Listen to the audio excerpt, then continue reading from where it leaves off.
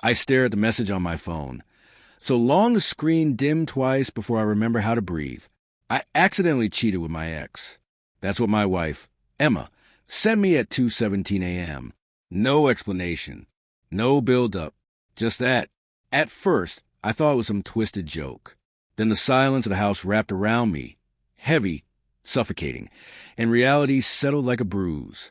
I was sitting alone on the couch, a movie half paused on the TV, still holding the blanket she usually curled up under. She'd been gone only 8 hours. 8 hours! And everything was different. I reread the message, then again, as if one repetition might magically change the words. Accidentally? What does that even mean? She tripped? Fell into him? Another message buzzed through. I'm sorry. I don't know what happened. I panicked. Please don't be mad. That line, don't be mad, cut deeper than the betrayal itself. She wasn't thinking about what she destroyed. She was thinking about my reaction, protecting herself, framing it early, controlling the story. I didn't text back.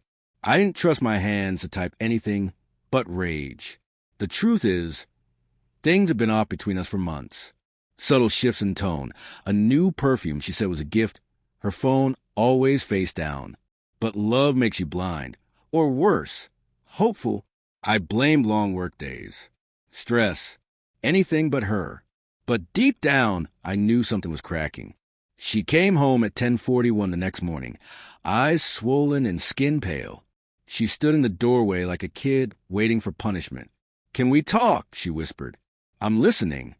She collapsed into the armchair across from me, wiping at tears that kept spilling no matter how many times she brushed them away. It wasn't planned, she said. He was there. We were drinking. It just happened. What happened? She hesitated a moment too long. We kissed. Then we kept kissing. Those words felt like someone pressing their thumb into a bruise already forming on my heart. Not a kiss. Not a passing moment. A continuation. A decision. How long did this keep happening? 5 minutes? Maybe 10? I stopped it. I laughed, a harsh, broken sound. 10 minutes is an eternity when you're sober enough to text me afterward. She flinched. It didn't mean anything. I was drunk. I told you right away. Doesn't that count for something? It did count, but not the way she wanted. She told me early because she feared someone else might. She wasn't coming clean. She was preempting exposure. She reached for my hand, and I pulled it back. The look on her face was pure panic. Tell me what you need me to do, she whispered. I'll do anything. Anything? Yes. Then give me a week. No calls. No texts. You stay here. I'll go. She froze. A week? I can't. You can, I said quietly, if you want any chance of fixing this. She nodded like a child accepting a punishment that didn't make sense but couldn't be argued. Okay, if that's what you need. She thought I was leaving to calm down. She had no idea I was leaving to get clarity. I packed one small bag, laptop, clothes, the quiet rage burning behind my ribs, and drove straight to her older sister's house. The same sister who once told me in a whisper, if Emma ever hurts you, don't hide it. She opened the door before I knocked. Something about my face must have told her everything. What happened? She asked. So I told her. Every message, every lie, every moment of doubt I'd swallowed to keep our marriage steady. Her sister didn't defend her, didn't blame the alcohol. She said, you need to leave her, and I'll help you. Her support cracked something in me. For the first time since 2:17 a.m., I cried. We spent hours gathering documents, bank information. The prenup Emma insisted on finalizing. Her sister looked me straight in the eye and said, tell her parents before she spins it. I hesitated. It felt cruel. But then I remembered Emma's phrasing, accidentally, as if she had no agency, as if she hadn't lied for months. So I made the call. Her mother cried. Her father said nothing for a long, heavy moment. Then, you do what you need to. We'll handle her. Emma texted me 3 times the following week. I love you.